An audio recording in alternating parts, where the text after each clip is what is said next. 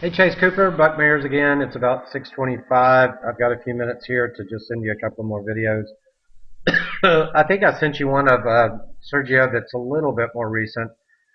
These are a little bit older. You were talking about the camera angle, so I'm going to share both of those with you. With four different swings, I couldn't find the Mat System 3D, but I bet you can probably Google it online because they do have it on there. Um, so we were talking about the the dragging of the club and then the down cocking. One of the things I want to say about that is Sergio's shoulder turn is probably, I'm guessing, 125 to 130 degrees, which is 15 to maybe even 20 degrees more than the average player. And to be able to keep his arm plane with his shoulder plane like that, the club would have to lay down just for him to keep that same angle in his hands. So the suppleness in his wrist to down cock that much. I know you were looking at some angles, and I can't remember what you had on here, but for the left arm to be parallel or almost parallel and the shaft to be here is pretty dramatic. I don't think I've ever seen that with any other player that I've ever seen.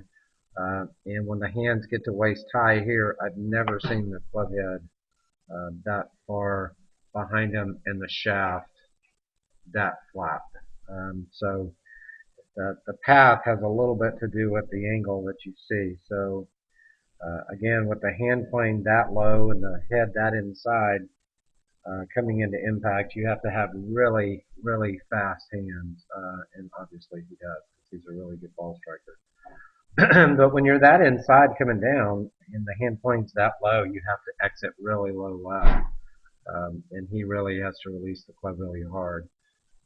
But that's something I don't think you can try to mimic or copy. I think people that try to copy Hogan really struggled to be able to duplicate that action. But obviously Sergio does it pretty well. Here's a couple other ones I think I had. Not sure. I think this is it. Progress. Or maybe the Masters. I can't remember. Looks like the Masters. So similar. It really doesn't set the club until he starts to downcock this way. If you see it on 3D, you can't believe the wrist angles. It's almost like a long drive guy like Jamie Sidlowski.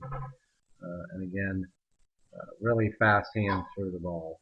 If you look at his hip and shoulder separation here, it's quite dramatic, remarkable that you can keep your shoulders that closed and hips that open.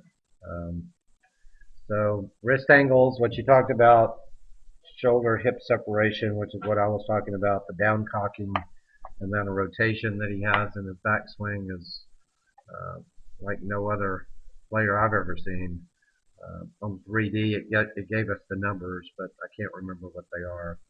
Again, to turn that much in the backswing and have that amount of separation between hip and shoulders is crazy.